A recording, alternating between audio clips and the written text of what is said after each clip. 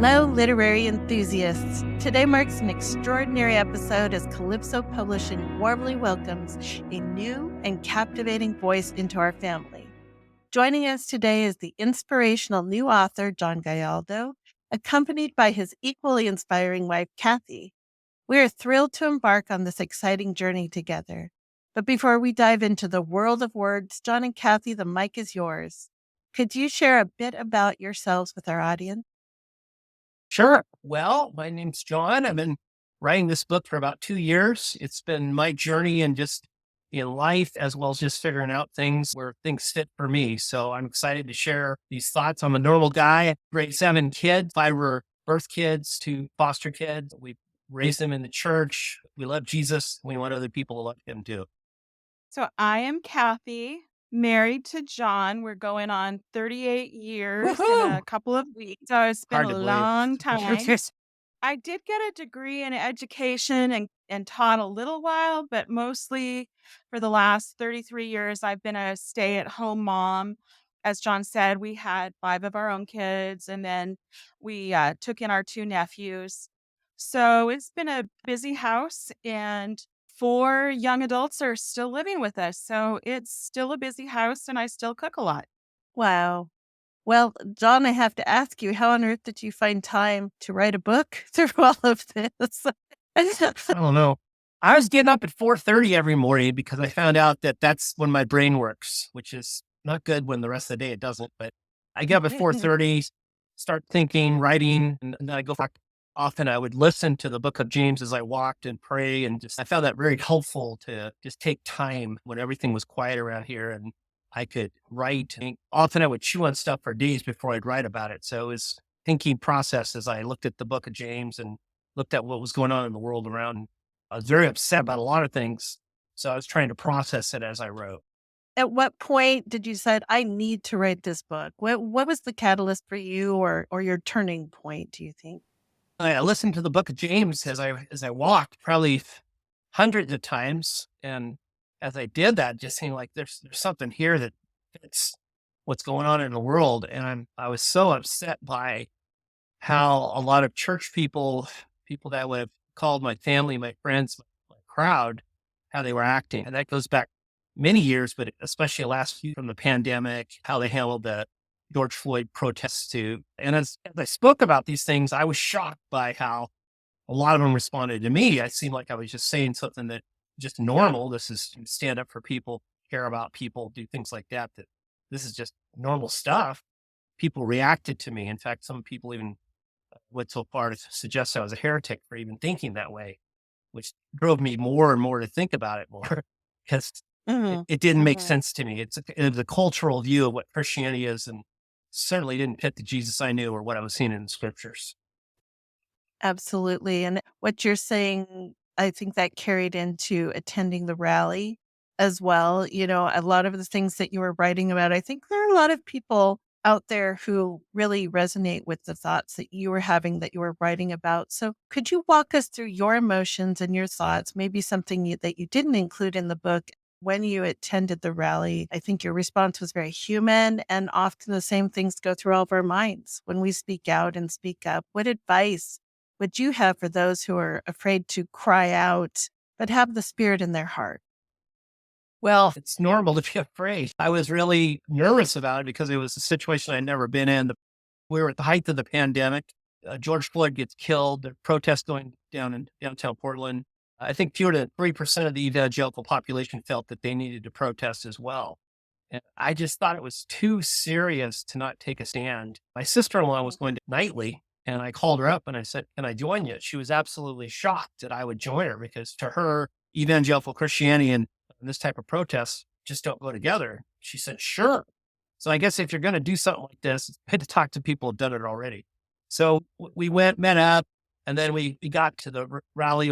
One thing they said was to write your name on your body in case something happened, something violent happened and you were knocked out. I thought, oh my, I'm in it. But I knew that I needed to do this, but there was some real caution and there was some real fear because there had been some violence at the protest. But it just seemed like this was too big a thing. This was too big an injustice just to not take a stand. Even if people who I would call my family, my Christian family didn't agree with me at all. In fact, thought I would got off the deep end by suggesting that this was the right thing to do. I couldn't but do something. I felt it was this man's life was too important. This is a turning point in our culture. I felt that it had to be responded to. I needed to do what I could do, which was simply showing up. So I showed up. May I interject something? Always. The same time, so this is early on in the pandemic, shortly after George Floyd was murdered, and Portland was on the radar of the whole country because of all the people showing up. Yeah.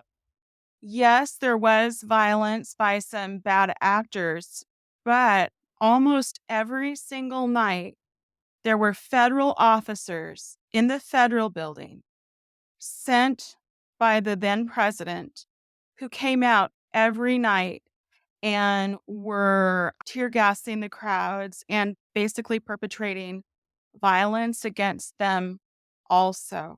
So there really is a risk to going to these protests. Yeah. And I know for my sister, I have been very concerned for long-term consequences because she was tear gassed multiple times. There was a point during the protest too, and I wrote about this in the book. Her sister is a very bold person. Kelly is not afraid at all. And we're at the front of these thousands of people coming up to the federal building. There's thousands of people around us. We're at the front there. There's the doors in, and when the federal officers come out, we would be the first ones to be hit with tear gas. And I was afraid because I'm looking to my right, my left. If they come out, I have nowhere I can't back up. There's too many people. Mhm. So I said to Kelly, can we back up? She says, no, you can back up if you want to, but I'm here to take a stand and I'm not backing down. Oh man, Kelly, I'm afraid. And here you're willing to possibly get injured to take this stand. Where's my faith? Where's my conviction? And so I stood there with her, still really afraid. They didn't come out that night. It just showed I think they did come out, but it was after you after we left. left later. This is kind of at the height of the tension in Portland. Very, very riled up. So, speaking of your faith and conviction being tested, you also went through a very difficult personal journey with COVID. Kathy, I'm so sorry for your loss, and John for the loss of your father and father in law for you, John. Reflecting on your memories with your father, what qualities or lessons from him do you find yourself holding on to most dearly in navigating life, especially during these challenging times? My dad was a very conservative politically. He went to a very conservative, I like to call him a cussing Christian because he still had a mouth on him and attitude and plenty of things going on. But I don't doubt his genuine faith and love for God. At the very beginning of this pandemic, he refused to wear masks because he thought that God was going to protect him and he was going to be okay. That was pretty much the attitude of the church that he attended. My sister, the one who went to the protests with John, has been his main caregiver and helper. She really stepped up when things happened, getting groceries and everything. She would beg him to please take this seriously. Please wear a mask.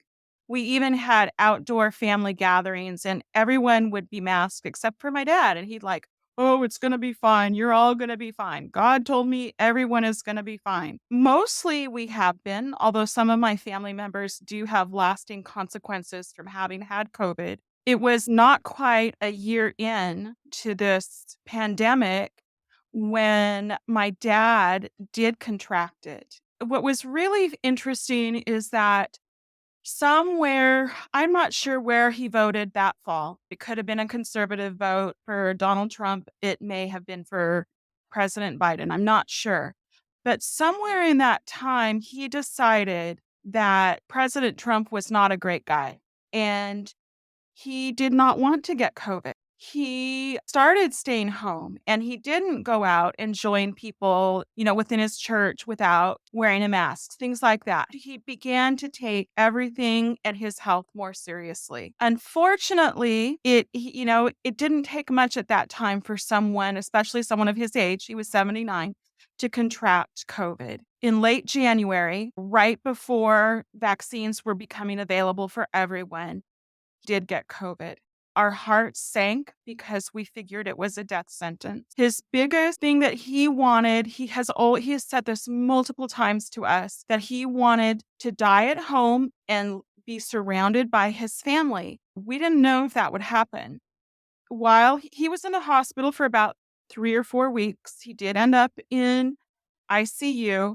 My sister is a firecracker and a researcher. She used Oregon laws to allow her to be with him so that he wasn't alone, of course, completely covered up in PPE.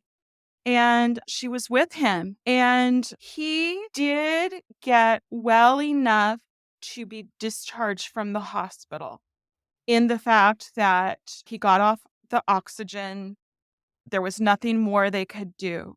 But the thing that happened is COVID, just because you get discharged from the hospital after you've had COVID, does not mean you do not have serious consequences because of it. And his lungs were completely ravaged. They looked like crackled glass. They were not compatible with life. He came home and within a week, he was ready to transition and he died. But the most amazing thing is that a lot of family members from out of town had showed up just to visit. He was at my sister's house. John and I had planned to go visit that day. We had actually just got our first vaccine and went from the convention center directly to my sister's house. My sister had called and texted all the family. Every single person showed up except for my son, James, who was in Boston. He was there via telephone. So my dad, he was not okay, but he was okay. He died from COVID, but he was also able to get his dying wish, which was to have his whole family with him. And we basically stood around his bed and sang favorite hymns as he transitioned. The hospice nurse said she'd never seen such a beautiful, beautiful death. That was good. That was good. What was not good is some of the responses we saw from people. His pastor, his sister said, well, we're going to have a funeral. And they said, okay, we'd gladly do that for Dave. And I said, well, we don't wear masks at our church. And Kelly says, well, you do know my dad died from COVID, don't you? It seems Mhm. so obvious, but they still were rigidly stuck in, we're not going to wear a mask. You're not going to tell us what to do. In fact, he most likely figured out he got COVID from somebody who didn't believe in it, showed up to cut his lawn, didn't wear any protection, that killed him. So then, the disturbing thing afterwards is after he dies, I run into people that thought, well, is he a healthy person? But well, why is that relevant to his value of life? And a lot of these are conservative Christian people. And I just, I couldn't believe the lack of paying attention to science, paying attention to just commonality of humanness and just rigidity. And then it just dug in and got worse and worse and worse. And not all churches like that. We went to a church that Mhm. talked to a doctor, made plans, made things appropriate. Well, we could still worship, but most of them in the evangelical community, and I even saw people online having unprotected interactions. And then these are professors, and I'm like, what are you doing? You're influential in these circles, and people are dying. This is not a game of politics. This is something that you need. Let your compassion drive you to do protective things. So all of these things added up to drive me to want to write this book, to bring attention to how ludicrous it is to think this. A lot of it in the book came back to, this is really about power. This is really about money. This is really about listening to people in power and control and money and wanting to be like them. And if they tell you there's no problem, even if people are dying around you, ignore reality. That's really what was going on in the book of James. Is the rich were abusing people, and those in the church were looking the other way and saying, well, it's okay. Well, it's not okay. None of this is okay. The injustice of how people were treated, George Floyd, the pandemic, none of this is okay. And I don't think God's okay with it all. And I think the church's response to it, that many have seen, is just upset people, rightly so, that this is nothing like Jesus. This is nothing like the Jesus I know. The harshness, the meanness, acquiescing to authority, saying, "Well, if the president says so, it must be so," no matter what the medical community says. So it's money, entitlement, power is more important than common sense and just basically humanity. And one of the things that I thought about is this: at Christmas, Jesus became a man by emptying himself, and he became human. To the degree that the church holds on to power, it becomes less human, not more. It becomes less Uh-huh. compassionate. And what one of the things that shocked me about what I wrote in this book, and people that aren't Christians who read it were kind of shocked by it, and they liked it. I'm like, why would you like this? I think because I'm just talking about being a human, and just basic humanity is not about power, money, politics. It's about humility and kindness. And taking Uh-huh. care of one Yeah, another. loving your neighbor as yourself, real Christian concept. It's not what I've been seeing in the church, at least the evangelical church, for quite some time. This is why, and what I've shockingly found is people that aren't Christians are like, well, what is this? If it's not about power, money, what is it about? It's about a good God who loves people that are hurting Uh-huh. in the midst. That's not what I'm seeing promoted in some of the churches we've gone to. Sure.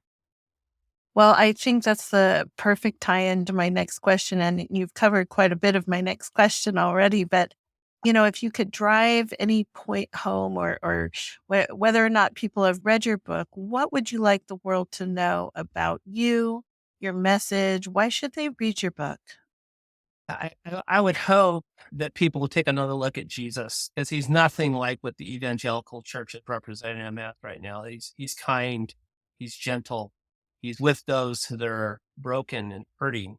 When things are not going right, he stands with us, not against us. He's not a power broker looking for more power. He's a humble, loving savior who comes to those that are broken and loves them, leads them. It says in James that God chose the poor to be rich in faith. So I'm amongst his people. I'm just an everyday guy, and I've had many struggles in the last few years, personal and other. And I know God's been with me in the middle of things going terribly. So that's been Kathy about a year and a half ago fell and broke her back, and she was in extreme pain. And at the same time, the same week, we found out that our 28-year-old son has leukemia. It was absolutely frightening. And here I am meditating on the book of James, and one of the book passages says, "Count it all joy when you face various trials." I'm like, how do I count this as joy? This is terrible. I'm doing terrible. I'm not okay. When her dad's died, I'm like, man, you may be going to peace with Jesus right now, but I am a mess. I don't like how the church has responded. I don't like any of this. It seems obscene. Well, as I continued to think about that in the passage, I realized that God was with me in the midst of me not doing well, that I didn't have to do well. It wasn't about me getting it all together, having power and everything together. It was about God being for the poor, the widow, the orphan, those the outsiders, those who came for. That's really who he was. He was not born in a powerful palace coming down, convincing people to do things. He was from a poor part of the country. It can't be missed that where he was born is now under rubble. What is this? This is not the same Christianity the scriptures talk about. Absolutely. Which chapter for you was the most difficult to write? Well, undoubtedly talking about my wife being in pain and my son having leukemia was very hard to try to write something that was helpful and not quite about pain. One of the things about the book of James, the people in it were suffering terribly. It doesn't really tell you why. It says God's with you in the middle of it. And there isn't any, there's no, there's answers, but there's no conclusive answers about why terrible happens. But one thing I know is that God's there in the midst of it. There is no great, perfect little answer that everything fits together why suffering exists in our life. I grow very weary of people act like they have an answer for everything. Let me just explain to you why this is. Well, the, the chapter of a book called The Divine I Don't Know by an older man I met. And he basically said, I don't know. I thought, man, I trust you. I don't know either. And these people don't know either, but they're pretending they do. That's partly why they make Christianity so unappealing, because it's just set from a place of arrogance and as if they know it all, and they don't. It doesn't relate to the everyday folks that are struggling just to survive in life and going through painful events. Right. Well, this question is for both of you. So, as you went through your writing journey, John and House. Kathy, as you were editing, because I know you played such a huge role in this as well, Kathy, were there any personal revelations or surprising things you experienced or learned? I was surprised how Christians responded to what I wrote, as I would post little snippets of it and they'd react. And I'm like, why would you react to that? And then conversely, I was surprised by people who were not Christians and they're like, they really liked it. I was like, I don't think it's that great, but some people said they were reading along and they just start weeping. I'm like, really? I was a little surprised by that, that it resonated with some people deeply. I don't know what that is, but I'm thankful for it. And I hope it helps people. It sometimes resonates with people you don't expect. And the people you expect to go, yeah, yeah, no, they don't care or they don't even engage. And then the people you don't expect at all actually engage and find meaning and purpose in it. It's like, that's just like God. Mhm. He doesn't, some people told me they really don't have anything to do with the book. I was kind of hurt and surprised by that. Uh-huh. So we'll see what happens. Kathy, as you went through the journey of editing with John, were there any personal revelations or surprising things you experienced or learned? So, John is the kind of a person who is very thoughtful. He thinks a lot. And I mean, he was telling me about how he was going for these long walks and he was listening to the book of James multiple times. And so he would talk with me about what he was thinking about, and we would talk back and forth. I don't know if this is a surprise or not, but I was pleasantly surprised with how well he was able to write what he was thinking about. The first chapter that I read was the one about the crows and about downtown Portland. And we had been in downtown Portland for our anniversary and it snowed. I was really surprised with how well he wrote about that and with what he was thinking about the crows and how they cry out for one another and take care of one another.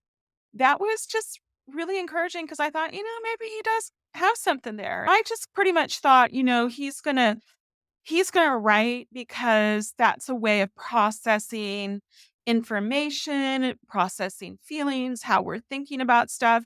I just figured he was gonna do that. And I was happy he had a good project going. So because I'm not getting up at 4:30, he might, not me. Anyway, and it turned into something better than I thought it would. And I'm really glad. It's good. The long process. And you start out, you're like, oh, I'll write this. And then, oh, it's not very good. You write more and more and more. You're like, oh, this is terrible. Then you write it again. Then you're like, it's okay. The whole process is so long. And never done. Forever. But it also at some point is like, seems like it's okay. And hopefully it helps somebody.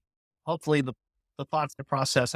I know a lot of people have walked away from their faith in the last 2 years. Mhm. Although a lot of people are really hurt by how the church has responded to, and that God's still there and he loves them. And they don't have to have it figured out at all. In fact, you can be all messed up and you can come close to God because that's the kind of God he is. You don't have to have it figured out. You can be full on doubting and not knowing at all. And you're welcome. You Mhm. come as you are. And I've done that for a lot of years. I faced real severe depression. And what the end of it I've known is that I'm loved by God just as I am. When I am not well, he loves me. And if I'm loved by like that, then perhaps this is a God that I should do. And grow weary when we don't know what's going to happen. And I hope he through leukemia treatment, but despite that, our God is good and he's been with us. And it's been terribly hard at times. Nobody likes to see their child, when they're 28 suffer, or your wife. I can handle a lot of stuff. I don't handle it well when I see people I love suffer. In the middle of this, here's God. Here's God. From So, in your book, it's easy to follow the explanations. You go into great detail about your references to the book of James. What are your hopes for the non religious readers who support your views and are reading your book? What are your thoughts about that? You said earlier you were surprised. What are your thoughts now as you're, past the writing process? I hope it's just something they enjoy. A lot of times you don't have to agree with people to find something you can agree on. One person said to, and I don't know if she's a Christian, but I respect her highly. She said, I want to read some theology now. The bottom line is there can be a lot of dialogue and thought and common humanity that we share, and humility, that we share the difficulties of life. We can love each other and support each other. There are people coming from all kinds of perspectives that I deeply respect and love and have loved and helped me. Some level I can cause some more dialogue where there isn't this rigidity where people feel like they can't even see the humanity in another person. And another person is created in God's image, by the way. Even if you disagree with them, they have something to say. Some of the folks that I learned from in this book, I would do well just to sit in their presence and listen. A lot from some different people, and I have a lot more to learn. I don't claim to have it figured out, but I do know that a few things. I knew less than I ever have, but I know just a few things. And those things are pretty clear. Do you think it'd be fair to say that because of the things that you mentioned earlier in this podcast about your disappointment in people who are religious, they're just the way they were reacting to some of these really traumatic events? Do you think maybe that might also be something if somebody's on the fence about Christianity? Maybe they're feeling some of those same things, seeing some of the hypocrisy, but then hearing your voice saying, oh, wait, well, I identify with this guy. And I think it needs to be said. There's good reason to be disappointed. There's good reason to be upset. If you're not upset or disappointed in some of the behaviors you've seen, I don't know what I think if you're just following along and thinking, well, the people in charge got it figured out. No, the power structures that are in place don't make sense. So there's got to be something that does. And the common people have some good things to say. Yeah. And one of the things I want to do, if people want to, is interact back and forth with people. If they've been hurt by the church, a lot of people have church trauma. And I'm so sorry for that. I want to tell anybody that I'm so sorry for that. I've had it too. And it makes me sad. I think it makes God cry because it's not okay. It's not okay to mistreat people like that in the name of Jesus. In the name of Jesus should be loved, not mistreated. I don't care who you are or on the fringe of whatever in society. You're loved by God. How dare anyone insult that you're made in God's image? Here God creates man in his image and says, okay, this is what I look like. And then Christians go around insulting them. Who are they? Who do they think they are to insult God's image bearers? It's not okay. It's not okay. And James brings that out, that's an inconsistency that's just inconsistent with the heart of Christianity. What would you say to the people who have written on some of your social media posts?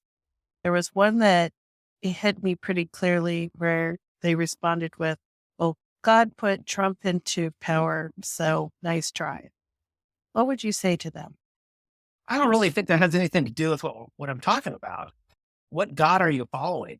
If you're okay with this man's behavior and his abuse of others, and that's what you want to be like, we become who we admire. I can't admire people that abuse other people.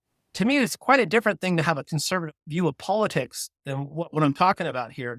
There's very good people who have conservative views in politics. I might not agree with them, but I can respectfully listen and learn from them, and I can work with them if need be. This is not about politics. It's about mistreating people and thinking that power is the only way to solve problems, and particularly overrunning people with power, shutting out voices of dissent. Anybody who thinks differently, if you take the opposite of Trump, you kind of have what Jesus is like in some senses. Now, I have nothing personally against the man, but I have a lot against how he's treated people from every walk of life. I had to edit and find a lot of those examples. And as I wrote them down, I thought, these are shocking. Why are we not shocked anymore? Why would we think this is a man that we want to follow and be like? He is not. One thing I was really proud of Kathy's dad at the end, he realized this is not who I want to follow. All right, we'll end this with one last question. But I think this is a big question. You have a summary at the end of almost every chapter, and then you follow with discussion questions. And they're really great questions. You take Think so? time, and I really do. I really do. Okay. I'm glad to hear that. And as I was reading your book, I wanted to discuss them. Like, how do you envision those discussion questions being utilized? I could just see people sitting around in a group and talking, having coffee, saying, well, what do you think about this? Maybe reading the book together and saying, well, do you agree with this? What do you think of this? Uh-huh. Often we learn stuff. We need to be a part of community, and in a community that doesn't think like us, but community. We're so isolated. We can't really dialogue or think well without others around us to help some of that be spurred on. So I think one of the things the pandemic has showed is we need community. We need to be able to think things through together in community, and a healthy church can do that. It doesn't have to be a church, by the way, but their healthy community is extremely important to keeping ourselves healthy in every sense of the word. Is there anything you'd like to add or anything that you would like to say in our final minutes here to your audience? I guess finally, I just want to say to people, God really loves you. Cry out to him that no matter what you're going through, he is a savior that came to the common people. He didn't come to the elite. Only you are welcome. You are welcome. Come near and ask hard questions. The hard questions he has no problems with. Hard hearts he does. He didn't, at the end of the book of James, he says, cursed are the rich. It's these arrogant rich people he has a problem with. It's not the hurting poor. So we who are the normal, struggling people, we can dare to come near. Kathy, is there anything you'd like to add? Like John has said, I too have been very disappointed in how many in the evangelical community have been responding to things in this last few years. I don't think it's probably anything new. It just became more evident to all of us. God is not represented by just one church or one group of religious people. He's bigger than that.